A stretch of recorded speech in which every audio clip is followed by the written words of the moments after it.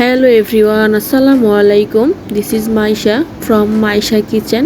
আজকে আমি পহেলা বৈশাখের ছোট্ট একটি ব্লগ আপনাদের সাথে শেয়ার করব। ভিডিওটিতে লাইক দিয়ে শেষ পর্যন্ত দেখবেন, আশা করি ভালো লাগবে।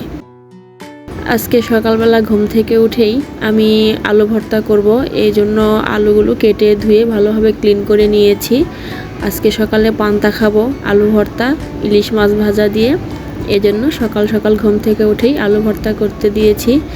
আলু সিদ্ধ করে নিচ্ছি প্রেসার কুকারে। এরপর আমি 2 টুকরা ইলিশ মাছ বের করে নিয়েছি, যেহেতু আমরা 2 জন মানুষ। লবণ, হলুদ, গুঁড়ামরিচ দিয়ে ভালোভাবে আমি ম্যারিনেট করে নিচ্ছি। ইলিশ মাছে বেশি মশলা দিলে আসলে স্বাদ নষ্ট হয়ে যায়, এজন্য জাস্ট লবণ, হলুদ আর গুঁড়ামরিচ দিয়ে ভালোভাবে ম্যারিনেট করে নিয়েছি। এখন ভেজে নেওয়ার পালা। ভেজে নেওয়ার জন্য চুলায় প্যান বসিয়ে দিয়ে আমি এখানে সরিষার তেল দিয়ে দিলাম। সরিষার তেলে ইলিশ মাছ ভাজা খেতে বেশি ভালো লাগে।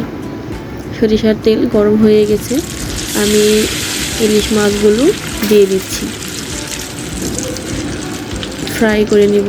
এই জন্য ইলিশ মাছ ভাজা পান্তা আলু ভর্তা খেতে কিন্তু বেশ মজা।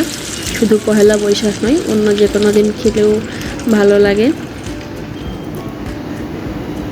ইলিশ মাছ ভেজে নিচ্ছি, ভাবলাম এখানে শুকনো মরিচ দিয়ে দেই, একবারেই ভাজা হয়ে যাবে। এজন্য শুকনো মরিচ দিয়ে দিলাম, সুন্দর করে ভেজে নিব। সুন্দর একটা ঘ্রাণ আসতেছে। এদিকে আলুগুলো সেদ্ধ হয়ে গেছে, খোসা ছাড়িয়ে নিতে হবে।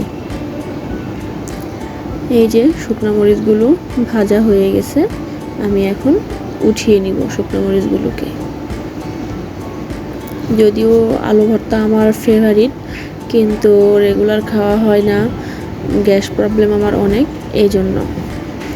একই তেলে আমি পেঁয়াজ দিয়ে দিলাম, পেঁয়াজও হালকা ফ্রাই করে নিব, কারণ কাঁচা পেঁয়াজের ভর্তা আমার কাছে ভালো লাগে না, বা একটা মুখে বাজে গন্ধ হয়।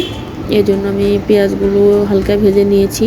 ইলিশ মাছগুলো ফ্রাই করা হয়ে গেছে, আমি একে একে উঠিয়ে নিচ্ছি। এই যে ইলিশ মাছ, শুকনো মরিচ, পেঁয়াজ ফ্রাই করা শেষ, আলুর খোসা ছাড়িয়ে নিয়েছি। আমি এখন ভর্তা করে নেব। ভর্তা করা কমপ্লিট। এইরকম লাল আলু ভর্তা দিয়ে পান্তা খেতে কিন্তু বেশ মজা লাগে। মাশাল্লাহ, আমার পান্তার প্লেট রেডি। আমি কাঁচা পেঁয়াজ খেতে পছন্দ করি না, এই জন্য কাঁচা পেঁয়াজ নেই নাই।